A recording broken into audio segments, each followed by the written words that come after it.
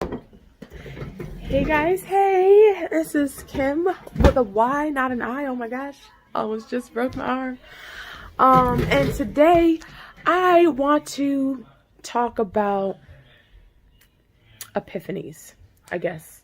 I don't know what I'm actually gonna call this. I look horrible, guys, please don't mind me. Anyway, yeah, I've got my candles going here, my detox juice that I just made. It's got celery, ginger, cilantro, and spinach. So it's not the best tasting thing, but I'm fasting, so that's what it is. But yeah, a little something different today. I'm recording on my new phone, so hopefully everything goes as I planned. Anyway, so I kind of wanted to talk about epiphanies and synchronicity and how the two kind of coincide, and kind of something that I've been reflecting on all day. So yeah, if you guys are interested, keep on watching. Woo! Okay, I am back. Yes, I'm back. All right, so yeah, I've been kind of just really focusing on me lately, trying to really observe some of the patterns that I have consistently exercised over the last decade or so, and trying to find out some of the reasoning, or figure out some of the reasoning behind these patterns, what provokes it, what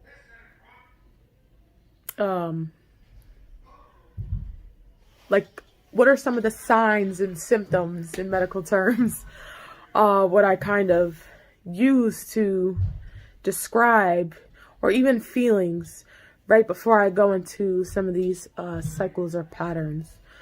And I was downstairs changing laundry, and I had an epiphany. The epiphany was how we actually do have control over writing our own script. Script meaning our life script. So when you have these patterns and cycles, and you're kind of confused as to where they come from, why, like when you really start doing the work and, doing some, not internalizing, but just kind of reflecting, introspection, then you actually realize that you have been complacent. You've been in a place of complacency for so long that you've never figured out how to break these patterns, and you haven't figured out how to break them because you didn't realize that you actually have control over them. You can change it at any time. Even the people that come into your lives, whether they're positive or negative experiences, I found myself over the last, few weeks being completely dissatisfied with, some of the energies that have been coming into my life. And it got to a point where I'm no longer sad. I'm no longer tired. I'm just curious as to what it is in me that's attracting these, different, not different, because I feel like they're an extension of who I am. But obviously it's something in them that obviously I want to change in myself. So then I started thinking, if I want to see something different, obviously I have to do something different. And, I kind of came to the conclusion that, yeah, I do have commitment issues. But the commitment issues are displaced, if that makes sense. They're not commitment in relationships, because that I do very well. I've always done that well, because that's how I was raised, to be a good woman and to, be a giver and be a healer and a nurturer and an empath. The commitment, more or less, that part comes by way of me not being committed to myself. So running from myself, trying to find something that I'm looking for in myself in somebody else. So instead of introspecting, it's kind of like I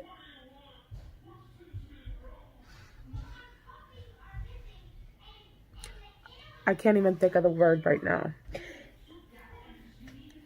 I guess not a reflection, but it'll come to me, and maybe I'll put it in another video. But yeah, these are just some things that I really had on my mind, and I wanted to put it into a video, and I wish that, you know, it was more, the content was more rich than this, you know, the all-knowing and whatever, but that's really what I have right now. And yeah, I really feel like it's important for self-awareness and to be able to pinpoint what it is about your life that you're unhappy with. And I know a lot of people, they say, oh, you should, you know, focus on practicing being grateful even when you're not getting something. And I agree with that too. But that's not rational. It's not logical. I think that you at first have to address the dark parts in order to master the light, and vice versa. You know what I mean? You can't always be grateful. Like, imagine you get your fucking leg cut off. What are you going to be like? Well, at least I didn't lose the other one, you know? No, not everybody's going to, that's not a normal human thing to just, you know, naturally, because we are led by ego. So in order to, you know, reach a higher place of understanding, I feel like you have to utilize your ego and actually understand and control and master your ego in order to actually make it mesh with the spiritual side, the soul side, you know. So, and using your ego to figure out, well, what is it that I keep seeing over and over again that I'm not happy with, that I would like to change. Then you can start formatting affirmations based around that are positive. You know, and you put those out to the universe and they come back, you know, by way of, and then you start seeing change. That's rewriting the script or breaking the wheel. You know what I mean? You don't reinvent it, you fucking break it, and then you build it back up the way that you want it to be built. But yeah, those are just my afternoon thoughts. I hope that it was helpful to someone. Yeah. I feel like if you guys have like any input on the matter of what I was just talking about, definitely comment below and let me know what you think about the video, why you think what you think, or, you know, how do you feel? Like, do you agree with me? Do you feel oppositional about it? I don't know. But yeah, I just wanted to share that. I hope you guys have an amazing, blessed rest of the week. And thank you so much for watching. Later.